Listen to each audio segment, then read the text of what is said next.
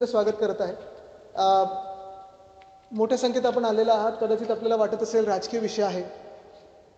अर्थात ह्या आठवड्यात अनेक घडामोडी झाल्यात ज्या चर्चा करण्यासारख्या आहेत. कदाचित जो मी विषय घेत आहे तो तुमच्या हेडलाईन्सवर आला असेल नसेल मला माहिती नाही. याच आठवड्यात आपल्याला आठवत असेल 30 मेला जवळपास 21,000 कोटी आपल्या स्टॉक मार्केटमधून FISनी पुल आउट केलेले आहेत. CBSE असेल, नीट असेल, हे सगळे विषय आहेत. काल परवाकडेच दिल्लीची आग असेल भयानक, ती घडलेली आहे. महागाईवर आमची रोज आंदोलनं सुरू आहेत. आजच पेपरमध्ये आणि सगळ्या बातम्यांमधून आम्ही पाहतोय राजेश मेहता नावाची एक जी व्यक्ती आहे, 15 लाख कोटीचा जवळपास घोटाळाच हेच म्हणावं लागेल आपल्याला. त्याच्यात LICचे 1600 कोटी बुडलेले आहेत. रुपयाची किंमत ढासळत चाललेली आहे. आणि हे सगळं होत असताना साधारणपणे सरकारकडून उत्तर कुठेही येत नाही. पण आजचा जो विषय तो फार महत्त्वाचा घेतलेला आहे मी विषय, कारण आपण इथे येत असताना मुंबईत कधी नाही अशी उष्णता आपल्याला जाणवली असेल. उन्हाळा तर आहेच, समजू शकतो आपण उन्हाळा. आत्तापर्यंत पाऊस पडायला पाहिजे, नाही पडायला पाहिजे, अंदाज जो लागतो ते डिपार्टमेंटचं खरं ठरतं खोटं ठरतं. पण आजचा जो उन्हाळा आहे, आजची जी उष्णता आहे ती एवढी भयानक आहे, आपल्याला वाटतं की लू सुटलेली आहे. आणि आपण उत्तरेतल्या कुठच्या राज्यात आहोत जिथे उष्णतेच्या वेळी जसं एक आपल्याला वातावरण वाटतं तसं वाटत आहे. पण हे सगळं अचानक घडलेलं नाही आहे. हे अनेक दिवस अनेक वर्ष आम्ही याच्यावर बोलत आलेलो आहोत, विषय मांडत आलेलो आहोत, लढत आलेलो आहोत, झगडत आलेलो आहोत. काल परवाकडेच आपण पाहिलं असेल, आम्ही मुंबईतली जी कांदळवनं आहेत 45,000 कापली जातात त्याच्या विरोधात आंदोलन तर केलंच. पण गोराईमध्ये आम्ही जे मॅंग्रोव्ह पार्क केलं त्याचं उद्घाटन करा ह्याच्या मागे लागलं आणि त्याच्यासाठी पण आंदोलन केलं.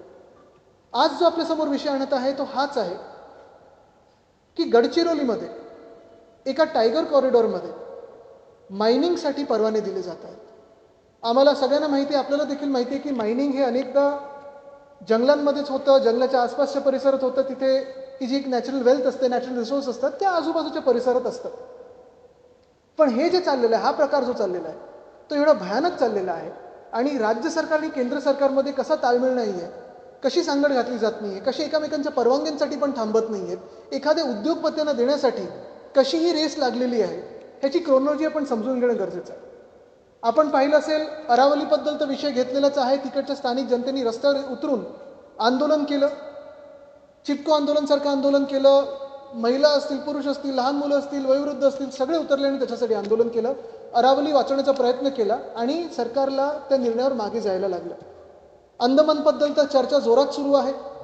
अंदमान नष्ट झालं, तिकडची जी एक नैसर्गिक संपत्ती ती नष्ट झाली तर काय राहणार नेमकं त्या बेटांवर, हा देखील एक प्रश्न उपस्थित होतो. मागच्याच महिन्यामध्ये नाही तर त्याच्या थोड्या आधी म्हणजे मे आणि एप्रिलच्या महिन्यामध्ये चंद्रपूर इथे लोहार डोंगरी नावाची एक माईन उघडणार होते. तीही ताडोबा आणि अजून एका टायगर रिझर्वच्या बरोबर टायगर कॉरिडॉरमध्ये होती. मी तो विषय अधिवेशनात घेतला. तिथे बंडू धोत्रे आमचे मित्र ते उपोषणाला बसले आणि सरकारला त्याच्यावर मागे जायला लागलं. पण गडचिरोलीमधला विषय एवढ्यासाठी महत्त्वाचा होतो कारण तिकडचे जास्ती करून जे प्रकल्प असतील ते तेवढे मीडियाच्या लाईमलाईटमध्ये किंवा राजकीय पक्षांच्या लाईमलाईटमध्ये येत नाहीत. आणि आता जर आपण पाहिलं तर गडचिरोलीमध्ये जी गावं आहेत, हेद्री आहे, बांदे आहे, परसलगोंडी आहे आणि राऊंड परसलगोंडी आहे, तिथे ताडोबा इंद्रावती टायगर कॉरिडॉर मध्ये हे मायनिंगचं प्रोजेक्ट लॉईड्स कंपनीला दिलं जातं. हे कुठच्या कंपनीला दिलं जातं आहे, देणं घेणं नाही, त्यांचा तो अधिकार आहे कुठेही घेण्याचा. पण ज्या प्रकारे दिलं जात आहे आणि जिथे दिलं जात आहे त्याला स्थानिक जनतेचं, पर्यावरणवाद्यांचं, जे कोणी लॉजिकल विचार करतात ह्यांचा आणि आमचा सर्वांचा विरोध आहे. ह्याचं कारण एकच आहे, कारण हे जे पूर्ण माईन दिली जात आहे ती बरोबर प्रोटेक्टेड टायगर कॉरिडॉरमध्ये दिली जात आहे. पण गंमत अशी आहे की एका बाजूला केंद्र सरकार, एका बाजूला केंद्रीय जे खातं आहे ते सांगतं की हे टायगर कॉरिडॉर आहे. जे नॅशनल टायगर कॉन्झर्वेशन अथॉरिटी आहे त्यांचं म्हणणं पण हेच आहे की 32 टायगर कॉरिडॉर्स आपल्या देशातले आणि बाकी सगळीकडे जिथून जिथून टायगर मूव्हमेंट असते किंवा वाईल्ड लाईफ मूव्हमेंट असते त्याला डीम्ड टायगर कॉरिडॉर हे आपण असंच समजतो.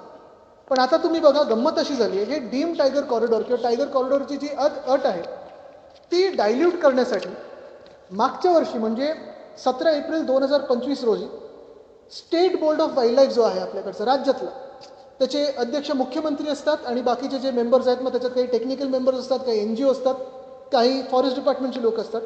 त्यांनी 17 एप्रिलच्या दिवशी निर्णय घेतला की आपल्या राज्यातले सगळे टायगर कॉरिडॉर्स किंवा हे डीम टायगर कॉरिडॉर्स डायल्यूट करून टाका. इथे तुम्ही लायसन्स देऊ शकता, परवाने देऊ शकता. कशासाठी? तर खणींसाठी, मायनिंगसाठी लायसन्स देऊ शकता.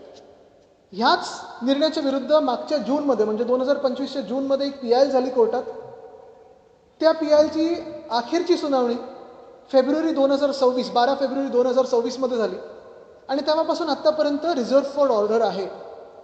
म्हणजे फेब्रुवारी, मार्च, एप्रिल, मे, जून 5 महिने रिझर्व फॉर ऑर्डर आहे. असो, रिझर्व फॉर ऑर्डर असल्यानंतर देखील आपण पाहिलं असेल एखादा विषय जेव्हा रिझर्व फॉर ऑर्डर असतो त्याचा अर्थ हाच असतो की हे सबज्युडिस असतो. सबज्युडिस असताना देखील ह्या 28 तारखेला म्हणजे 28 एप्रिल 2026ला PCCF श्रीनिवास रेड्डी नावाचे आहेत, प्रिन्सिपल कॉन्झर्वेटर ऑफ फॉरेस्ट, त्यांनी पत्र दिलेलं आहे किंवा कारण त्यांना अर्थात विचारलं गेलं की ही जमीन आपण मायनिंगसाठी देऊ शकतो का. हे त्यांचं पत्र आहे 28/4/2026. ह्याच PCCFच्या पत्रामध्ये जे त्यांनी ॲडिशनल सेक्रेटरी फॉरेस्टनं दिलेलं आहे त्याच्यात त्यांनी सांगितलं आहे की आफ्टर एक्झामिनिंग द प्रोव्हिजन्स वगैरे जी काही तांत्रिक भाषा असते ती सगळं करून त्यांनी सांगितलेलं आहे की हा डीम टायगर कॉरिडॉरमध्ये येत आहे आणि ह्याच्यासाठी आपल्याला नॅशनल टायगर अथॉरिटी आणि नॅशनल बोर्ड ऑफ वाईल्ड लाईफकडे जायला लागेल.